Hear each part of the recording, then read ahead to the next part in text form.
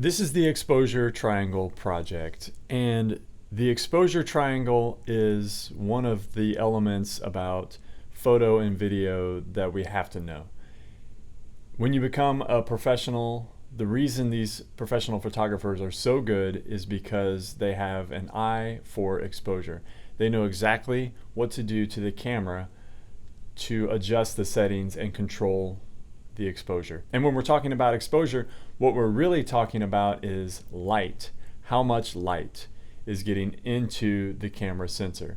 And we're adjusting these three components of the exposure triangle: the shutter speed, the aperture, and the ISO, the ISO.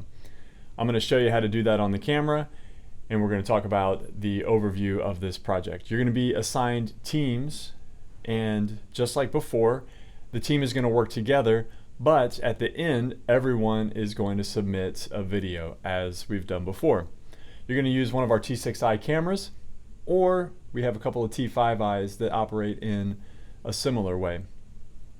You can leave the camera in autofocus, but you have to set the exposure manually, and I'll show you how to do that in just a second. A couple other things to note on number 4. You may want to keep an eye on where the lens is as far as the zoom goes. Let me show you here on the camera.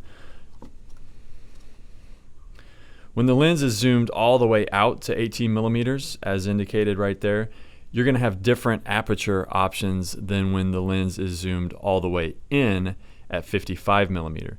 So when you're being asked to set the lens at 3.5 for the f-stop or the aperture, and we use those terms interchangeably, you do need to be at 18 millimeters on this particular lens. You shouldn't be using the flash, and then we'll take a look at the light meter and how to determine if the shot is properly exposed, which is what number 6 calls for here. Here's the different shots that we're using. Check out the worksheet that I've provided as a Google form so that you can open it on your phone and someone can keep track of it while you're shooting. These first 3 shots, the exposure is going to be set the same as far as the shutter speed and ISO, but keep an eye on D, E, and F, and G because there are some modifications there. Now let's get a look at the camera and make have a little discussion as far as how we can navigate this in manual mode. I'm going to do like I always do. I'm going to hit menu. I'm going to format the card just to be sure.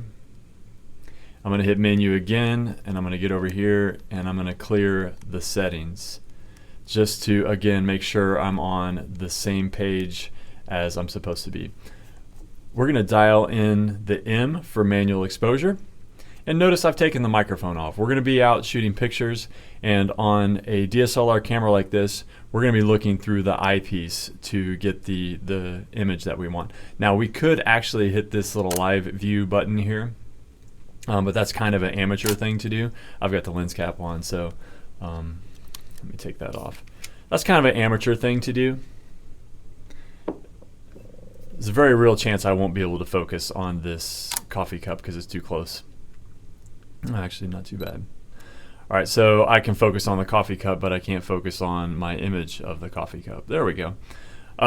So now we're in manual exposure mode, and I can use this live view, except if I'm actually taking pictures, I'm not using the live view. For one thing, it takes just an extra second because the camera has to shift around some components to let that image come into the camera sensor. So when I actually take the picture, it takes a little bit longer than if I was to just take it by looking through the eyepiece. So let's go ahead and look through the eyepiece and talk about how we can make some adjustments to these settings. Again, we've dialed it into manual mode, and we set this notch on the on mode and not the video mode. This button right here by my right thumb has a Q next to it. Think of it like question. You're going to ask yourself, what do I want to do? What do I want to change? And when I hit that Q button, I can use this little joystick type pad down here to move through there. I could also use the touch screen. I tend to like to just dial it in right here. We're going to be up across the top as far as the shutter speed and the aperture, and finally over there on the top right hand corner, the ISO.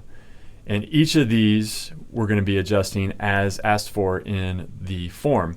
Next, when we're talking about how we can like kind of get a sense of, let's see, let me change my, let me set my aperture, or sorry, let me set my ISO to 400, and then I'll leave everything else set the right way. When I push the shutter down halfway, it focuses. And when I look through the eyepiece, I can see actually this little graph down here, which is the exposure meter. Let me switch over here to this mode. Now that we can see the image on the screen, I'm going to hold down the shutter up here where we would take a picture. I'm going to hold it down just halfway, and that gives the camera a chance to focus. Now that I'm looking at it in live view, I'm going to actually kind of make some changes a little bit differently, but I wanted to do this in live view so that you can see this exposure meter. Again, I'm going to be able to see this when I look through the lens as well, but I want to make a few changes. I want to change the aperture so that I get that exposure meter up.